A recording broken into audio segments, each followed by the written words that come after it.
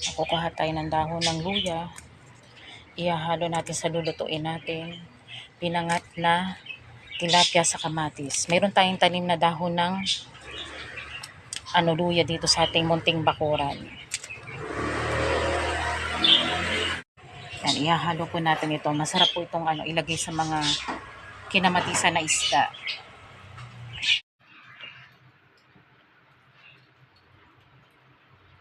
Welcome to Nestor Lakay Channel.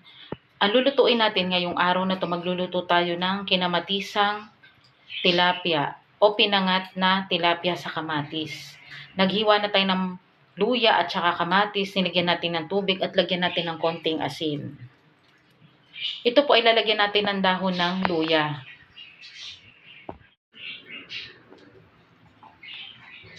Tatlong pirasong tilapia po ang ating lulutuin.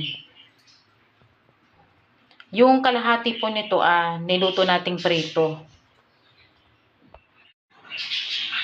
So, nailuto na po natin itong pritong tilapia at ito po ang dahon ng luya. May tanim po tayo nito sa ating munting bakuran at lalagyan po natin ang lulutuin nating kinamatisang tilapia with dahon ng luya. Ilagay na po natin ang dahon ng luya. Napakabango po ng dahon ng luya at ito pinagtatanggal ng lansa ng isda. Masarap po itong niluluto nating kinamatisang tilapia with dahon ng luya.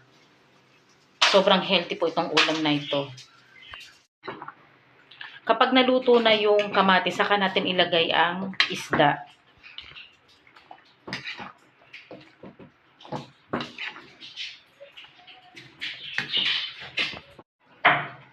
Kapag luto na yung kamatis, ilagay na po natin ang tilapia.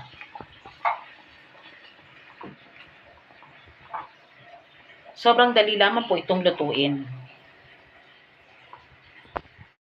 Lagyan natin ng paminta.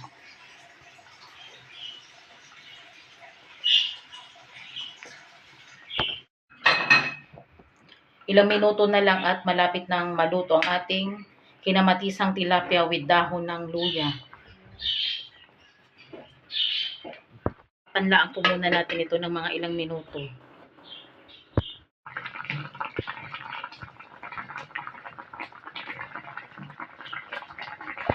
Luto na po ang ating kinamatisang tilapia with dahon ng luya.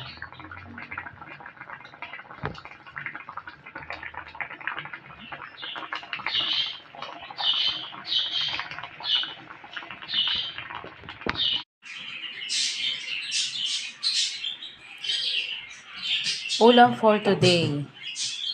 Kinamatisang tilapia with dahon ng luya.